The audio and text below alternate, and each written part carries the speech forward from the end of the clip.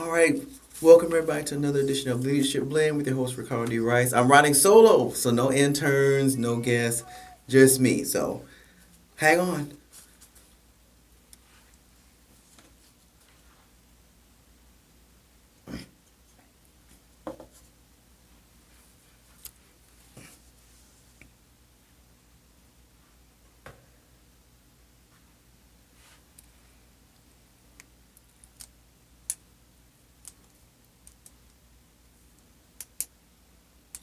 All right, everyone. Good morning, good afternoon, and in some places, good evening. It is another edition of the wonderful Leadership Blend with your host Ricardo D. Rice.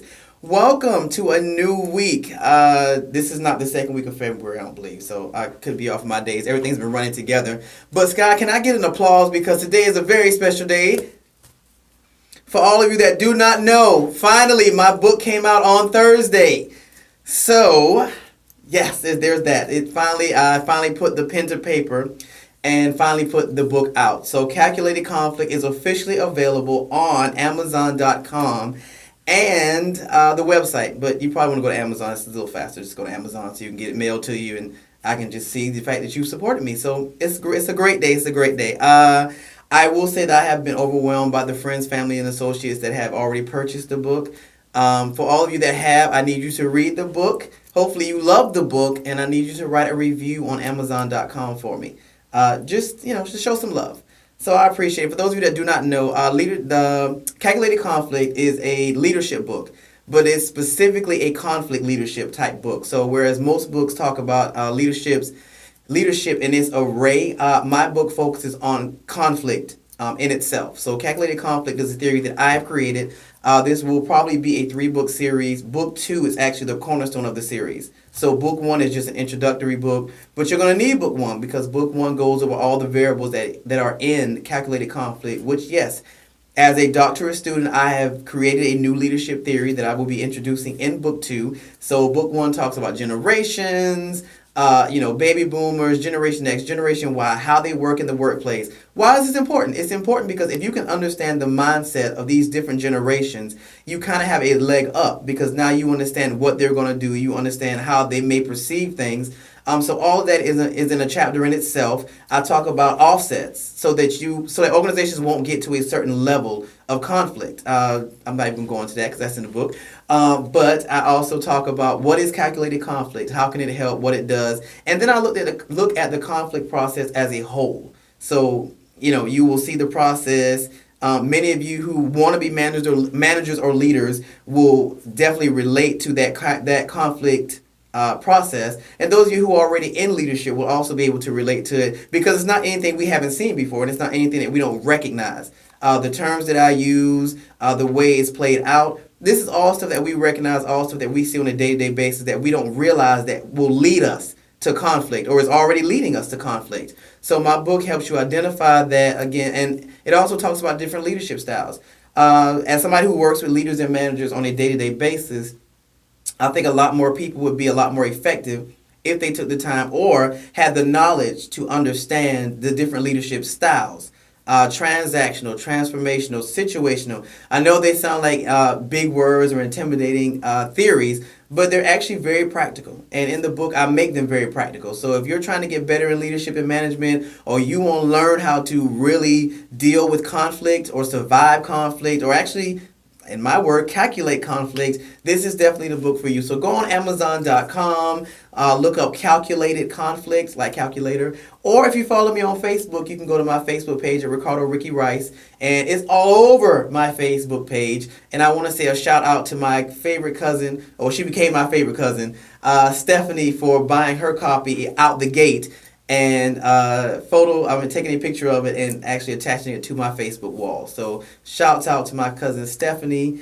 Appreciate the support, appreciate the love. All right, so today, as you can hear, it's quiet in here because there are no interns, there are no guests. So we're going old school today. So it's just me and you today.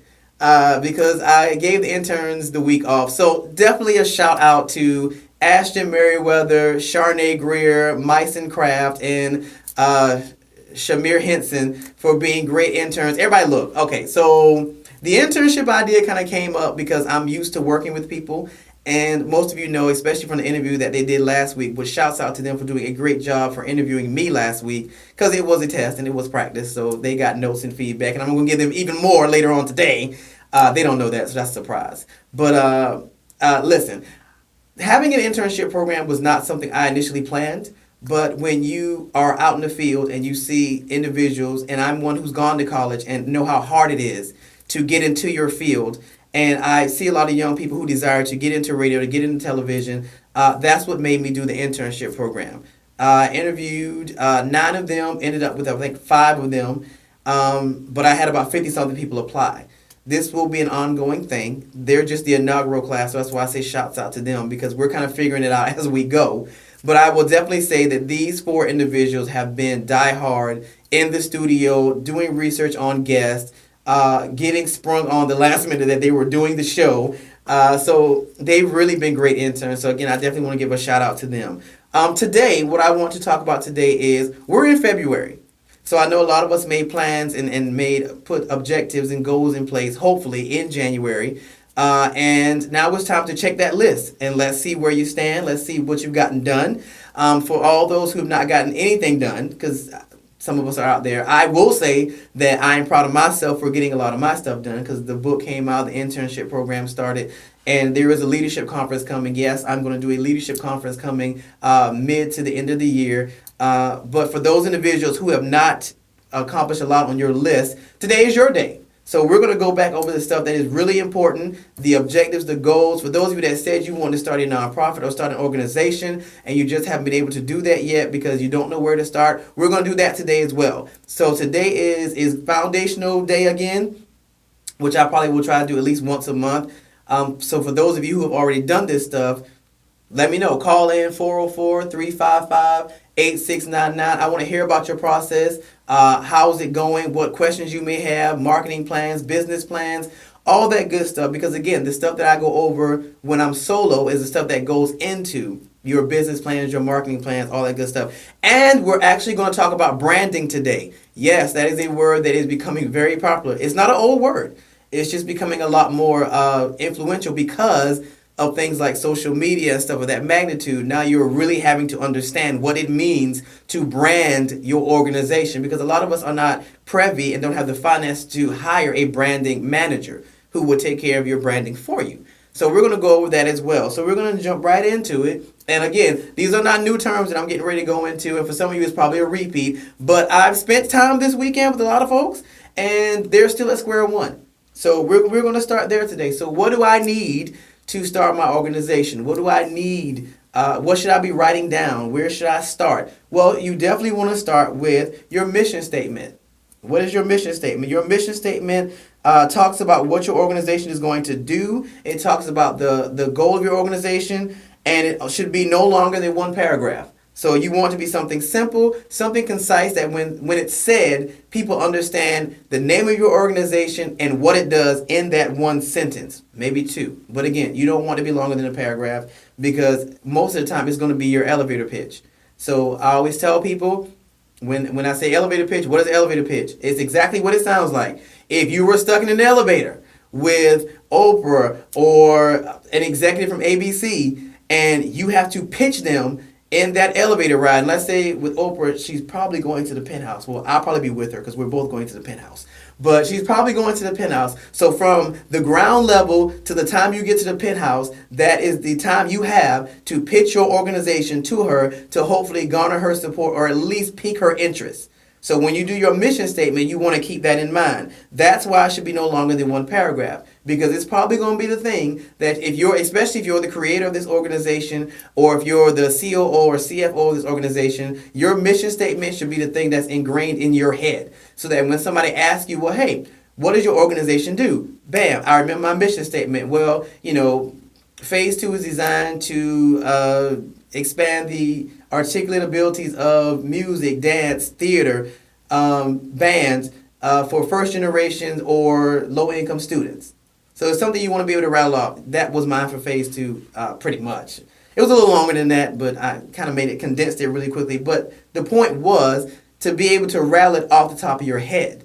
Because again, that's probably what you're going to be using if you're in a room filled with people. And remember, people, when you're networking, these are the kind of questions that are going to come up. What does your organization do? Who is your organization? How long have you been around? That was one of the things the interns had to do. And they learned firsthand when you're in a room full of people and you're introducing yourself and you say, well, I am the COO of a Phase 2 Performing Arts Organization. The next question that you should be prepared for is, what does your organization do? And people are not going to have time or the interest to stick around for 20 minutes while you ramble or try to figure out what you do. So that's why it's important to have a good mission statement. Secondly, it should be easily understood by anyone over the age of 12. So your mission statement, you should be able to tell it to a 12-year-old. And they not look at you like, I don't understand what you're saying. So you definitely want to keep that in mind. Also, it should be easy enough to remember so that anyone can recite it from memory, even under stress. Again, networking, elevator pitches, these are all high stress situations for some people or high anxiety situations. So it's all about being prepared. That's what it boils down to. You have to be prepared. And the best way to be prepared is to not only know what your organization does, but to have it ingrained on your mind. And again, this is why your mission statement is so important. Even with your website, you want to make sure that your mission statement is somewhere on your website that people can go find it. Also, for businesses, when you're trying to find investors or you're trying to find sponsors, the first thing a lot of them are going to do is they're going to go to your mission statement. Why are they going to your mission statement? Because they're looking to see if their mission statement lines up with your mission statement and whether you guys can do business together. So let's say that you're looking for a sponsorship from Disney. Well, Disney's mission statement is, I think, to make people happy. So they want to see in your mission statement, do you do anything that could be considered something that makes people happy? Or for other organizations like GE or companies that do sponsorship and things of that magnitude, they're going to go to your website and they're going to reach out to you, and if they can't find your mission statement, to find out exactly what your organization does. Because organizations are going to give based on what your organization does. Because let's say that you apply to Coca-Cola and, I don't know their mission statement off the top of my head, but we know what they do. So your first thing is research. And again, research is very important. So when you're thinking about trying to find sponsors and advertisers, things of that magnitude, you want to visit their websites. Or if you have an in, which this is where things like LinkedIn come into play. On LinkedIn, you can go to the search bar, type in Coca-Cola. And typically it'll pull up people whose titles say something about Coca-Cola. If you're fortunate enough to find somebody that works for Coca-Cola in your area, then you may want to, reach out to them, send them a LinkedIn friend request, and hopefully they accept it. And if they accept it, you kind of want to introduce yourself. Hey, my name is Ricardo Rice. I am the host of the Leadership Blend. I'm interested in sponsorship. I looked at you guys' mission statement, and I see that we might have things in common. You might want to get the one up. And this is why social media is important, because again, you have that luxury for those of us that have LinkedIn to go on it, type in Coca-Cola, the people that come up, typically they have their titles. So let's say you're looking for the person who's over a sponsorship or corporate sponsorships, and let's say their information comes up. Now, of course, again, being prepared. LinkedIn is a tricky machine, but it's getting more Facebook attributes. So now you can do videos, now you can do photos. Now you can add a banner behind your, which typically was a little bland thing, blue with little asterisk looking things on it. But now you can actually upload a banner behind your name. These are all things you want to take advantage of when you're doing social media. But we're going to take our first break, and when we come back, I'm probably actually going to segue into social media and the monster that it has become. So stick around the Leadership Blend with your host, Ricardo D. Rice.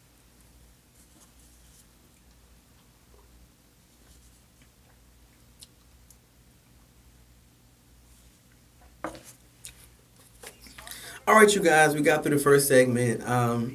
I think I'm going to go into social media because it is a monster but it can be a good monster. So I think I'm going to go into social media in a few minutes, and I'm going to talk about the different social medias and in essence what they do. And again, I'm going to go into branding as well. So you guys just kind of hang in there with me. It's going to be an interesting show today. While we're on the break, again, I was talking about mission statements. So remember, mission statements should be no longer than one paragraph. They should be something that's kind of ingrained in your mind, especially, and for those of us that have created organizations or run organizations, We know that mission statements are just that. They will be ingrained in your mind because as you get out and start mixing and mingling, you're going to have to be able to rattle off something under duress or under anxiety. So the easiest thing to always remember is your mission statement.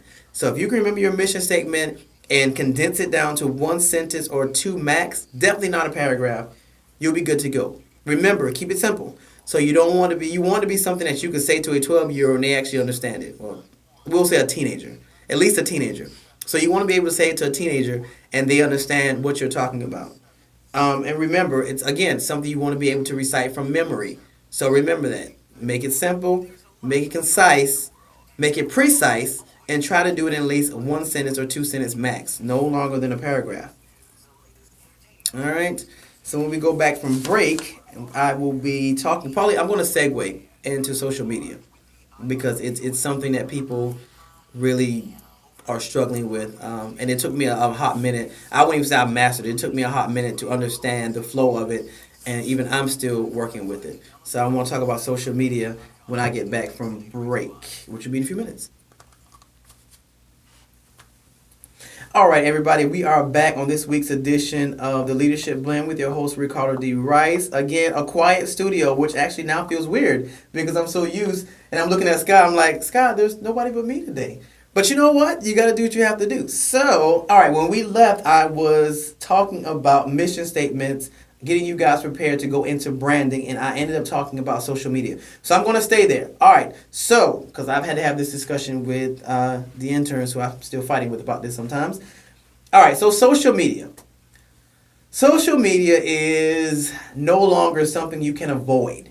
And for those individuals who have organizations, who have their brands, who have their organization, their companies, you understand the importance of social media. And at this point, we're in a place that it is a necessity. It's no longer an option. It's a necessity.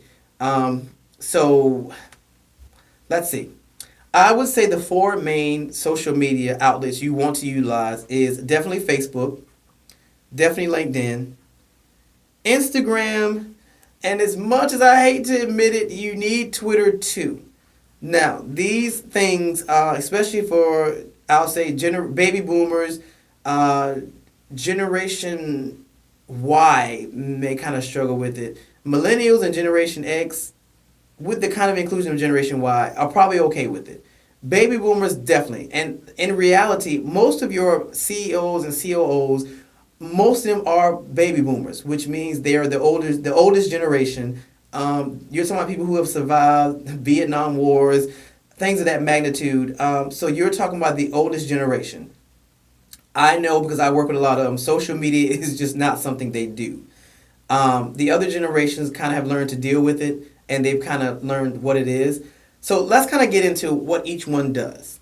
All right, so I'm going to tell you how I use mine. So for Facebook, with Facebook, I use that to keep in touch with family, friends, associates. But I've also learned that expanding a Facebook circle to me is a little easier because people find Facebook a little more user-friendly.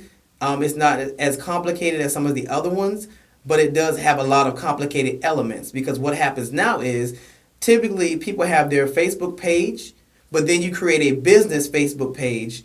So you have a personal and you have a business. Now, I have both, but because I have spent the time expanding my Facebook page, my personal page has almost 5,000 followers or 5,000 followers.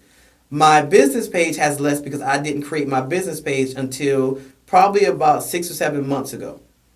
So in that situation, I typically run stuff off my personal page because I have more friends and associates in my personal page.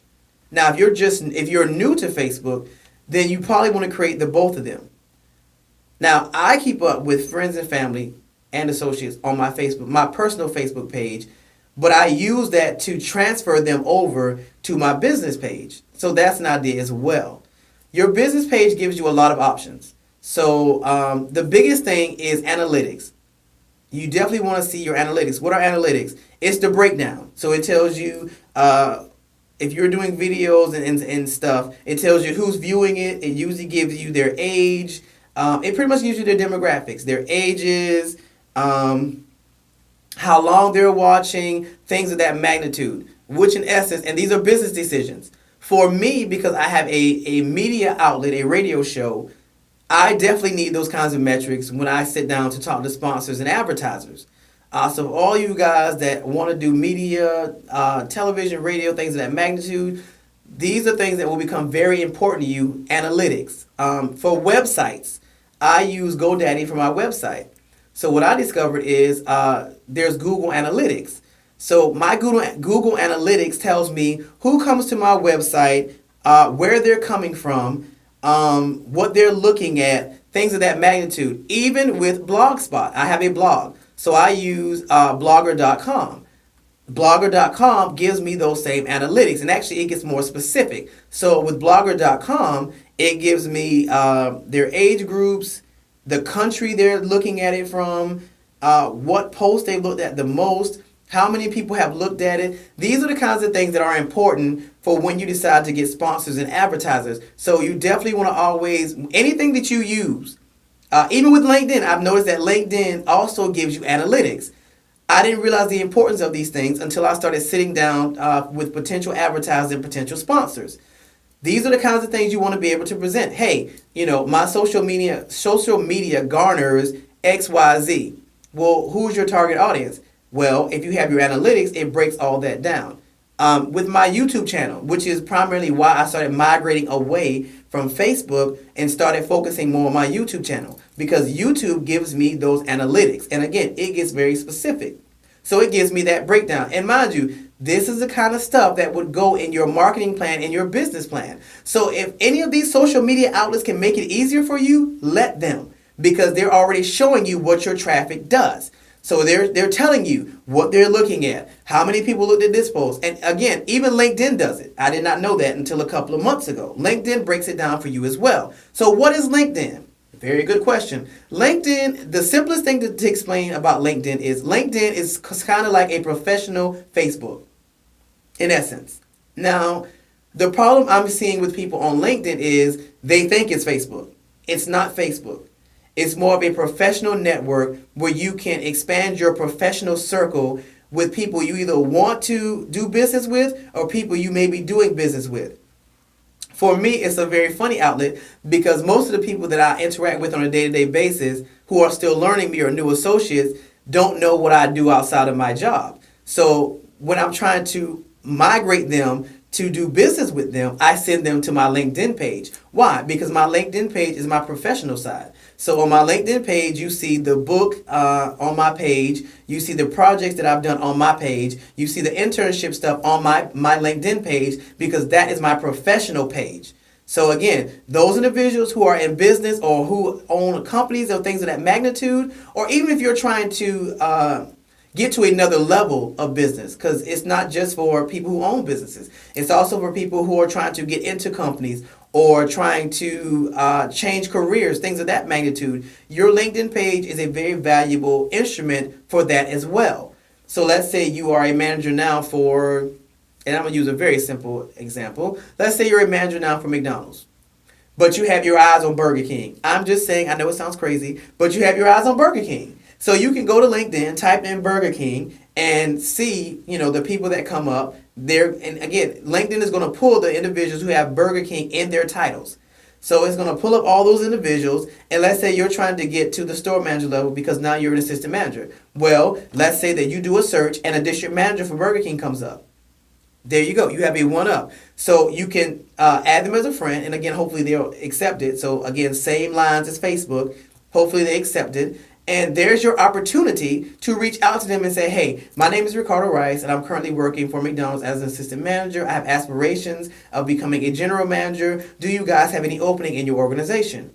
You've started a dialogue. Why is that important? Because that's an opportunity to interact with an individual you probably would not have had any interaction with otherwise.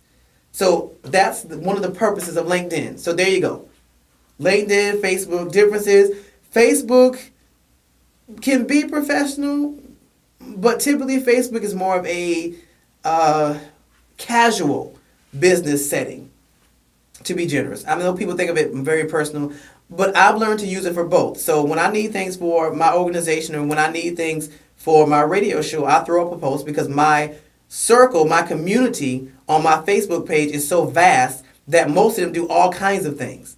So when I throw up a Facebook status, hey, I'm looking for a photographer, preferably in the Atlanta area, which Facebook has gotten a little more advanced as well. So now you can do things like recommendations. So you go to the same way you would put up a status and it gives you a drop box. You'll click on it. I think it says feeling or looking, and you can say, hey, I'm looking for a photographer in the Atlanta area. And it pops up. It says recommendations. People can see it. They can give you recommendations. So again, these social media platforms do all these great things that a lot of us are not privy to or just don't understand.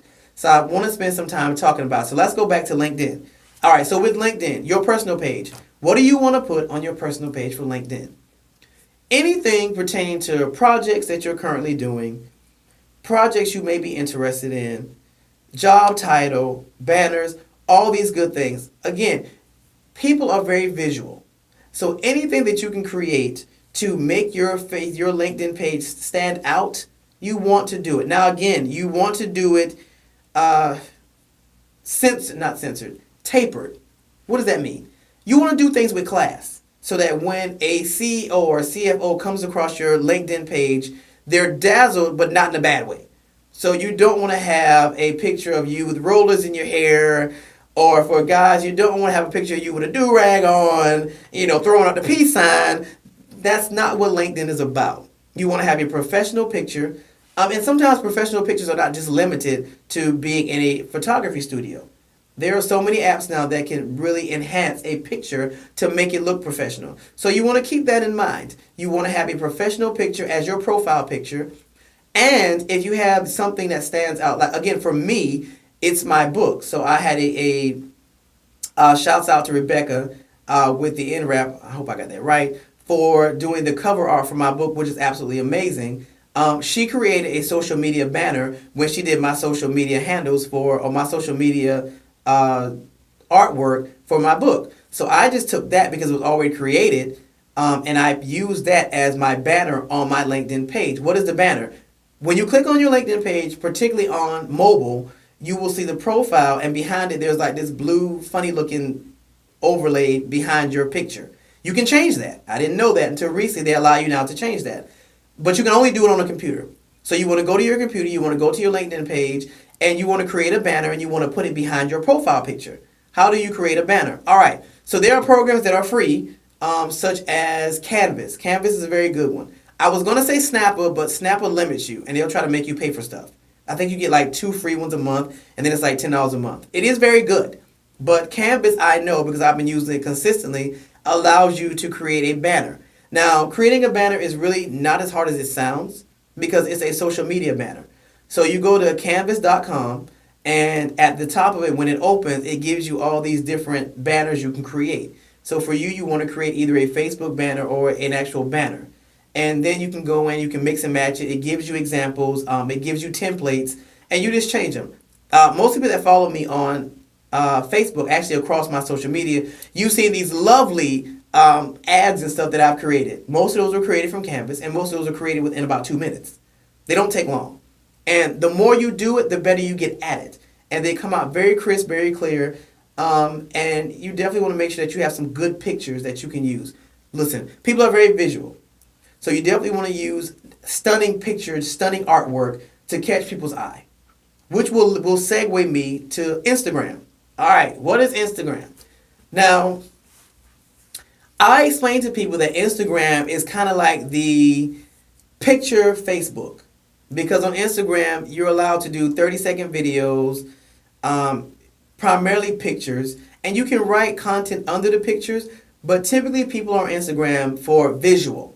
So it's definitely a good marketing tool for individuals who do any type of media, be it radio, television, things of that magnitude. But don't limit yourself to just media, because I have friends in my Facebook who do fitness and stuff like that. So they make videos of them doing fitness and things of that magnitude. But I'm going to take my second break, and when I come back, I'm going to finish out social media, and we're going to really get into how to brand your organization. So stick around, the Leadership Blend with your host, Ricardo D. Rice.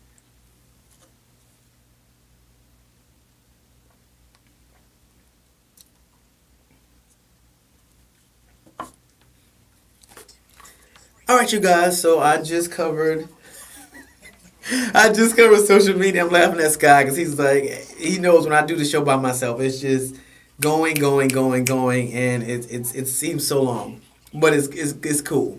Um, all right, so I just started talking about social media, and again, the four that I always tell people they should have for their organization is Facebook, LinkedIn, Instagram, and Twitter, because those four are typically the ones that will help you build a strong digital presence. Because nowadays, and all that stuff is free. So with organizations and companies, free is our best friend. So most of these platforms are free. Actually, all of them are free, and you just have to pay for certain elements if you want to upgrade.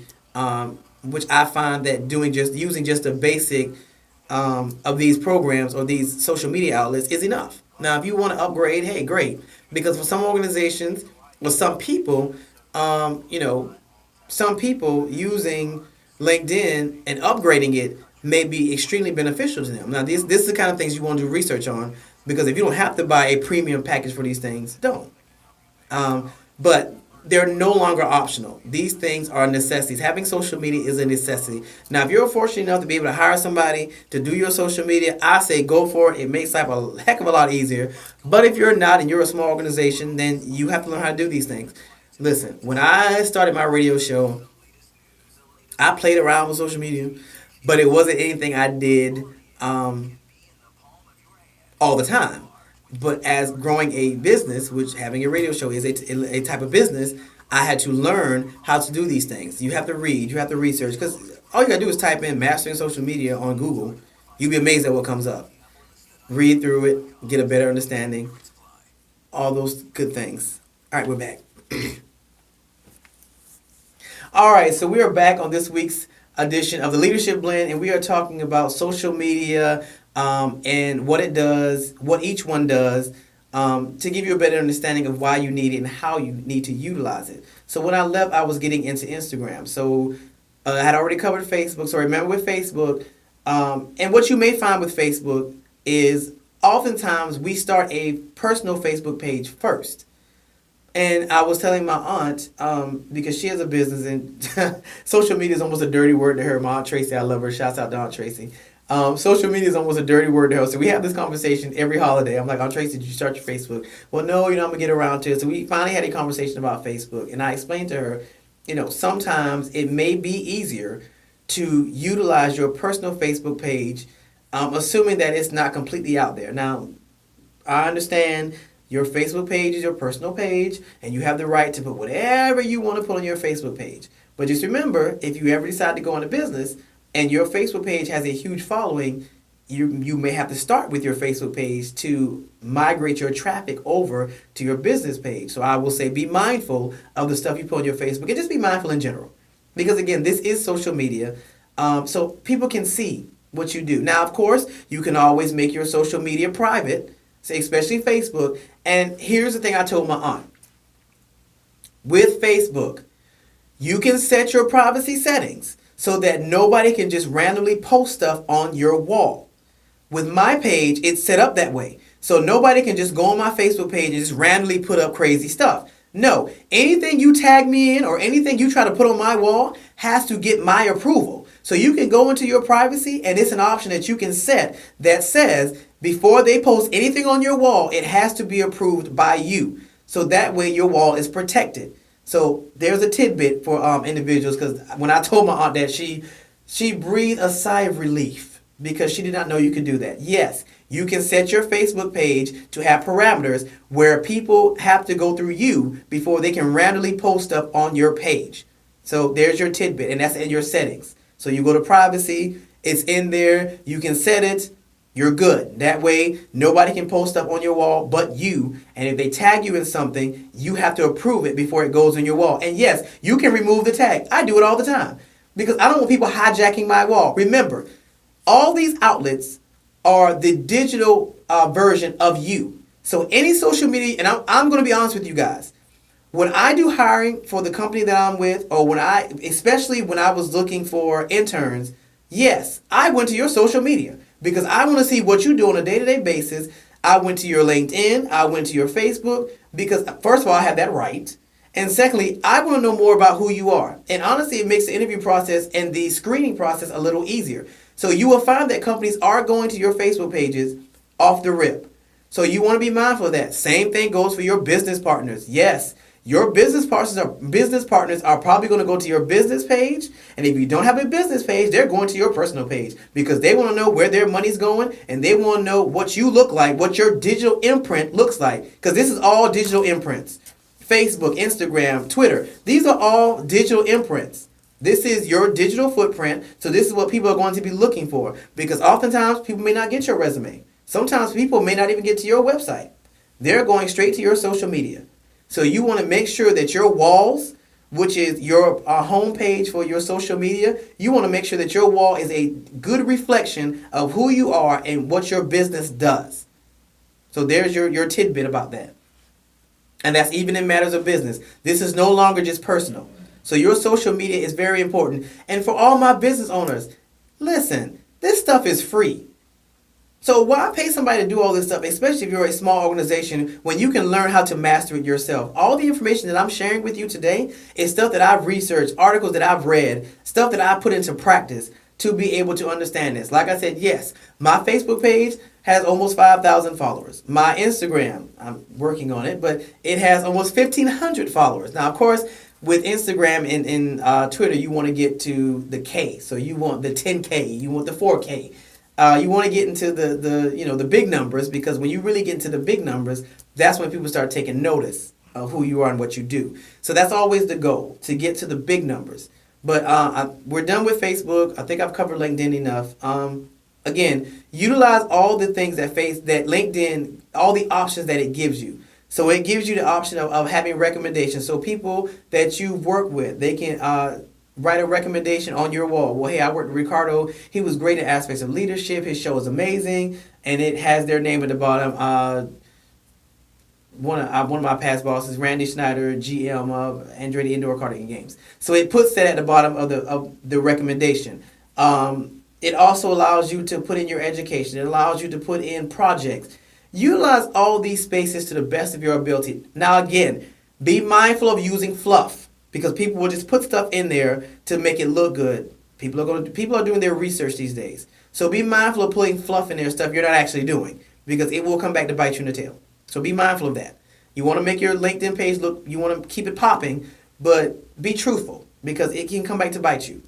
So make sure you utilize all those options, all those categories when you're creating your LinkedIn page. Remember, your LinkedIn page is your professional page, and it's your digital professional page that people may look at when they want to know more about you professionally. And it is a very powerful tool. Trust me, I've used it numerous occasions to do business and to get people on my show.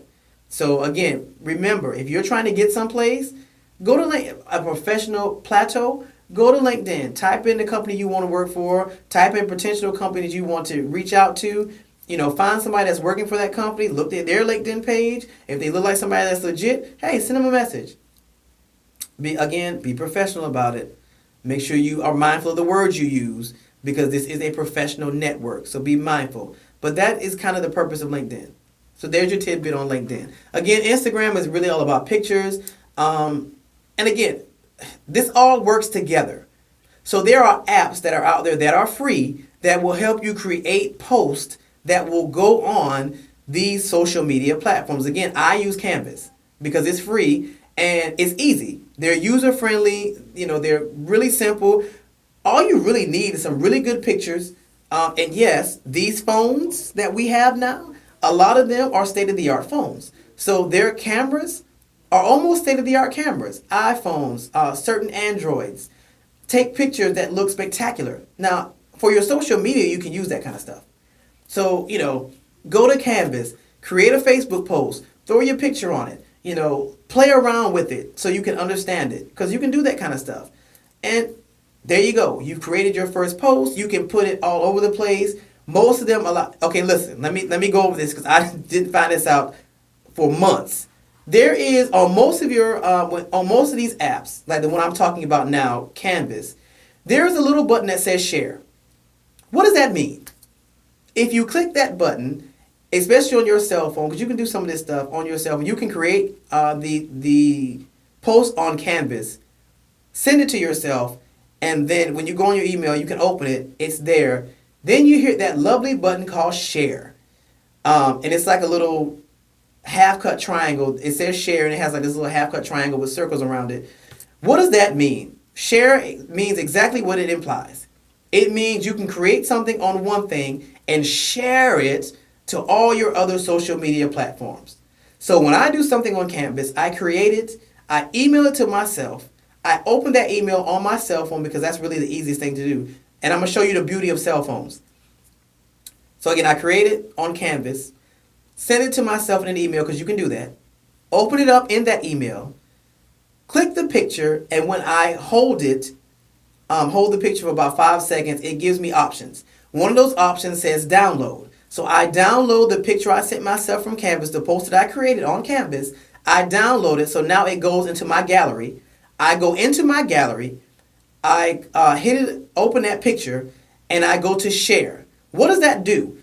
Now I can take that post that I created from Canvas and I can share it to every one of my social media outlets. So I share it to my Instagram, I share it to my Facebook, I share it to my LinkedIn, I share it to my Twitter.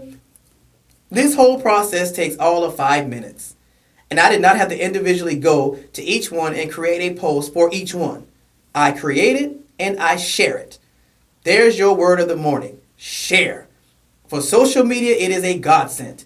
And like I said, it's easy to do all this stuff on your phone. You just create it on a computer, email it to yourself, open it, download it to your gallery, click it in your gallery, and share it to all your social media. Done in about 5 minutes. Now, sticking with the spirit of Instagram. For those of you guys who like playing around, who like talking or just doing stuff, there is an app called InShot. InShot allows you to create videos and cut those videos and make snippets to put on stuff.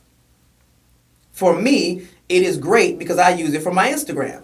So most people know that I record my show while I'm in the studio, and then when I'm done with it and I go home, I upload it to InShot, and I cut out a good 30 seconds, so I can put it on Instagram. So now you get to see a snippet of my show, and in the wording that I can put beneath it, I go, hey, check out today's snippet from today's show. Go to my YouTube channel at the Leadership Blend YouTube channel and see the whole show. Free advertising. I did it in about 5 minutes. There's another tidbit for you.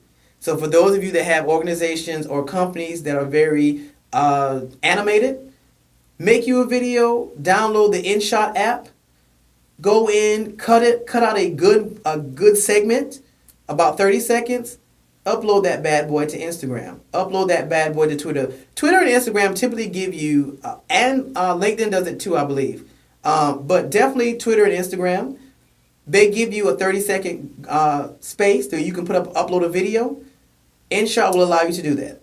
So like I said, for my show, I record the show in the studio, go home, cut out a good part from it, and that becomes my 30-second commercial for my Instagram and my Twitter. Now, let's segue to Twitter, because when I come back, I want to be done with social media. So, Twitter. I did not like Twitter. I'm not even going to lie. I did not like Twitter for the longest because I couldn't understand it and it just didn't make sense to me.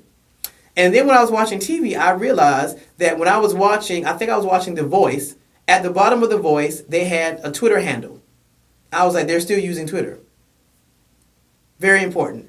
But unfortunately, I have to take another break. So when I come back, I'm going to finish Twitter and I'm going to go over branding really quick. So stick around with the Leadership Blend with your host, Ricardo D. Rice.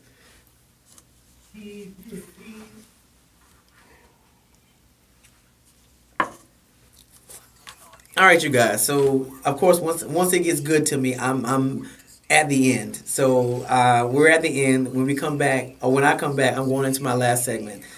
So again, I didn't plan to spend so much time on social media, but it is important. So I definitely want to make sure that I go over social media. So again, Facebook, LinkedIn. I'm going to finish this example really quickly on my break, so you get the first knowledge. All right, Twitter. I did not like Twitter because I did not understand Twitter. But again, I was watching TV and I was watching The Voice, and I noticed at the bottom when they were talking about the judges and the contestants, they all had Twitter handles. So I'm like, wait a minute, people are still using Twitter, and there are companies that are using Twitter. So I got back on Twitter, started following companies, and now I get it. I get it a little better now. So Twitter is definitely all about it's where LinkedIn is your professional Facebook to let you be able to reach out to people in a within parameters. So people in your city, people in your state. Think of Twitter as the same thing, except on a bigger platform for companies. So with Twitter, you can tag a company in your Twitter, and most of the time they have a social media expert who watches their Twitter gate. So when you tag them, they respond. I tried it one time. I tried it with I think Absolute Vodka, and I said, I'm looking for sponsors, blah blah blah. And I tagged Absolute. I wondered if Absolute would be interested. It wasn't even 5 minutes. Absolute had responded, and I was able to start a dialogue with the person who's in charge of their social media. So I went, hey, who's in charge of your sponsorship program? He gave me their email. Bam. Information I would have never been privy to if it wasn't for using my Twitter. Did the same thing with Express. So, all right, so we are back in my last segment. So you might also say today was a social media show because I cannot stress the importance of social media. And I'm learning, especially for my older generations, a lot of them are getting to a place where they want to branch off and do other stuff, but it's a whole different world now. So I find that having this conversation about social media is a very long conversation. And as you can see, it took almost 3 segments to get through, and I'm still really not done. All right, so let's finish out Twitter. All right, so if LinkedIn is your professional Facebook, then Twitter is your social professional platform. What does that mean?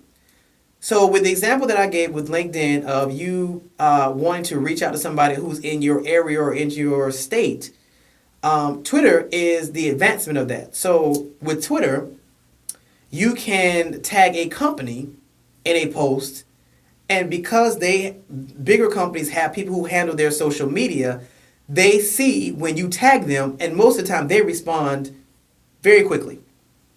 Case in point, I'm going to give you an example. So I was sitting around my house one day and I was like, la la la, I think that particular day I was thinking about Express, because anybody that knows me knows I love Express clothes. They make me look amazing. I love the way they fit. Shouts out to Express. I'm still not done with you guys. But I was sitting around the house and I said, you know what?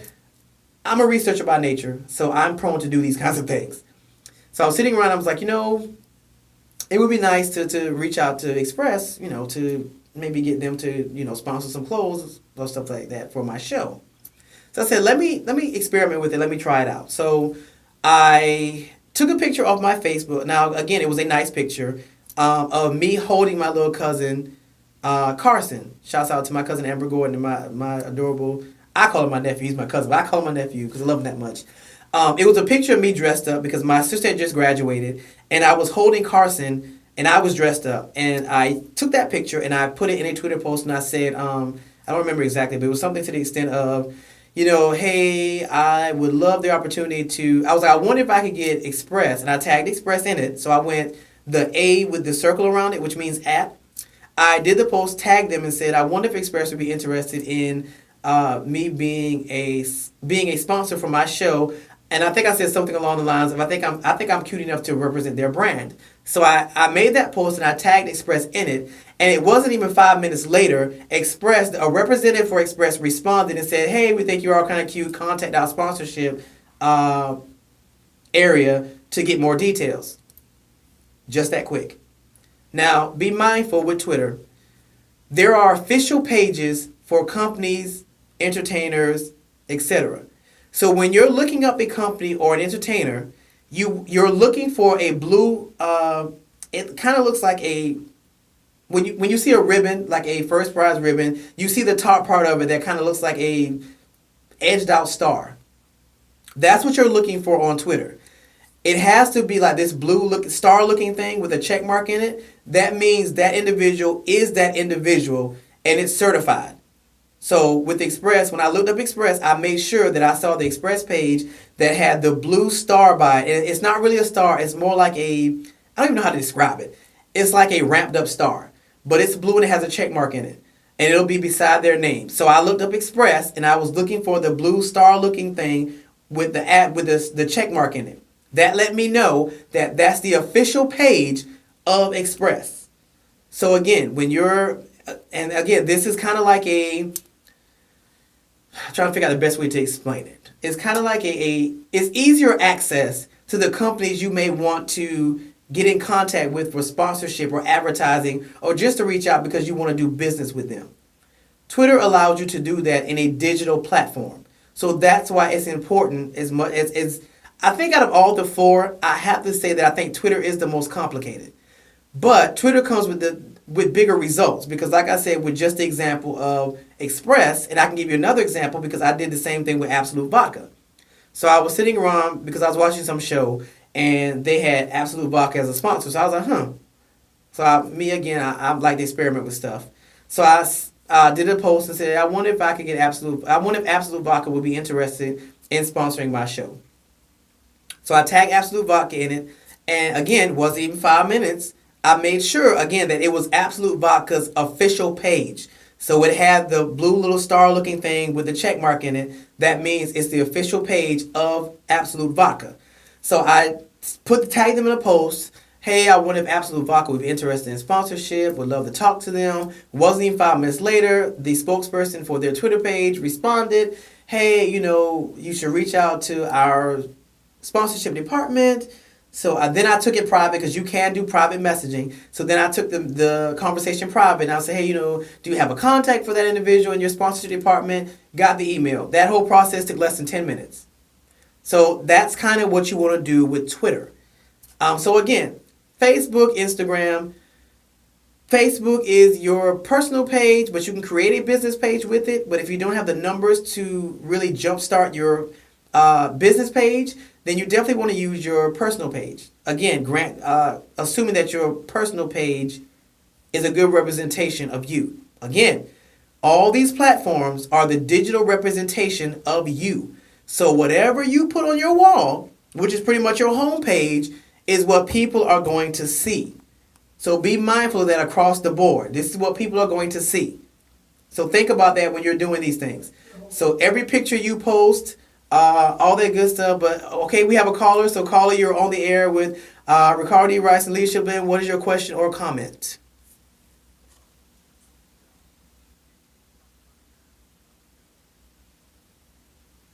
I'm sorry, repeat that again for me.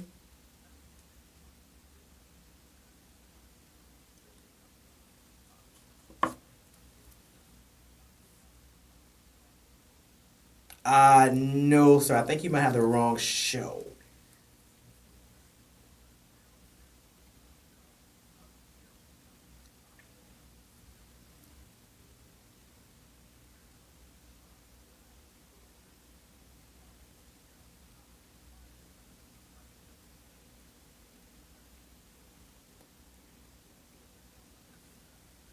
Yeah, but right now this is the Leadership Blend with Ricardo Rice, and I'm talking about social media stuff. So that's not okay.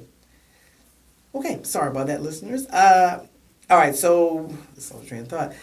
Um, all right, so we're in the wrap up now. So whatever I was talking, we're gonna segue back into what I was talking about. All right, so Facebook, Instagram. All right, with your Facebook, with all of them, be mindful of the stuff you put on your wall because your wall is pretty much your homepage. When people type in your name, it's going to take them straight to your homepage or your wall. Be mindful of the stuff that you put on your wall. Remember, with Facebook, and I've always created my Facebook with parameters, and they got really stricter when I discovered that I can restrict what people put on my wall or just have those restrictions in place. So that is your nugget. I like to keep things in the middle because you never know what tomorrow may hold. So even when I first created my Facebook page, which was blah, blah, blah, blah, blah. I'm not going to say when because it was a long time ago and it's going to really tell my age because I am older than I look. But when I created mine I think it was 2009, I always created mine middle of the way, meaning I kept it, I like to use the word kept it cute. I kept it cute. So I didn't put all kind of outlandish stuff on it. I didn't, go crazy on it. So when I started making business ventures, because I had so many people that were already following me, I was able to use my Facebook page to jumpstart my business page. It's always a safe bet. And like I said, you can set parameters, go to your privacy settings, and have it set up so that people cannot just post random stuff on your wall. You can do that. So whatever they tag you in, you have to approve it before it can actually go on your wall. So keep that in mind with your Facebook. With your Instagram. Instagram is all about pictures. So there are apps that you can download for free. Canvas is one that's great to help you, allow you the ability to create posts, professional looking posts that can go on your wall for advertising purposes. InShot is great if you are in media or if you like to make videos or stuff like that, that you can make a minute or a 3 or 4 minute video and you can cut it down to 30 seconds to use on your Instagram to kind of make a little commercial. I do it all the time. Remember LinkedIn. LinkedIn is very important. It is your professional social networking. So if you're trying to get somewhere, you're trying to reach out to a business and you need an individual contact, LinkedIn is perfect for that. Go into the search box, type in the name of that company. It will give you all the people that have that specific company in their career aspect. Say, hey, I work for Coca-Cola. I'm a distribution manager. Or hey, I work for Coca-Cola. I'm the branding manager. LinkedIn will pull all that stuff up for you. Send them a friend request. Hopefully they add you. If they add you, that is the perfect opportunity to send them a message, a professional message, introducing yourself and what you're trying to do. It is a great opportunity to go kind of through the back door versus if you can't get in the front. And lastly, there's Twitter. Twitter is great to tag companies in that you want to get in touch with. Bigger companies, because they have people watching their social media at all times, most of them will reach back out to you because, again, Twitter is a social media platform, so anybody can see it. So that's all the time I have for today. Again, go to Amazon.com, get my book. I need you guys' support. I promise you it's a great read. It's only $12.99. You know my running line. You spend more than that at McDonald's or Target if you're going in on any given day. So Amazon.com, Calculated Conflict, Ricardo D. Rice, Rice with W. Hope you guys have a great week. I will see you same time, same place on the Leadership Blend with your host, Ricardo D. Rice. All right, you guys, and that wraps up another edition of the Leadership Blend with your host, Ricardo D. Rice. Oh my God, you can actually see the holes where my glasses were sitting. All right, I had a great time with you guys today. Hopefully you learned something. I didn't mean to spend that much time on social media, but it is an important tool. You cannot run an organization or a company without it. Take the time to really understand and really conceptualize your mission statement. I promise you, your mission statement will be the cornerstone of your organization or your company. So y'all have a great week. I'll see you next week. The studio will probably be buzzing again next week with interns, maybe a guest or two. But today was great riding solo with you guys. You have a great week. I'll see you next week, same time, same place, on the Leadership Blend with your host, Ricardo D. Rice.